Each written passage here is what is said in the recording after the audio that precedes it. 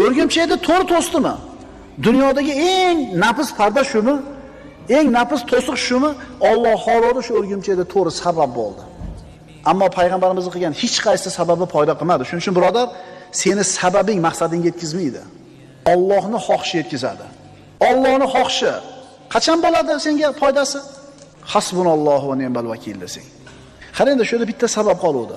Rasulullohga va Abu Bakr Siddiqqa bitta sabab qoluvdi. Qaysi sabab edi qilish kerak edi ular? Oxirgi sabab edi. Nima edi? Allohning va'dasiga ishonib jim o'tirish edi.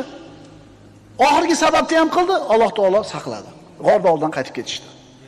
Shuning uchun birodar, hamma hisob-kitobni qilasan. Svet o'chib qolsa dvijok, mikrofon ishlamay qolsa manavi, ona qori kelmay qolsa manavi, hamma sabablarni qilding, baribir bo'lmadimi? Endi nima deyishing kerak? Nima deyish kerak shunda? Alloh shuni taqdir qilgan ekan, bo'ldi. Biz sababini nima qildik?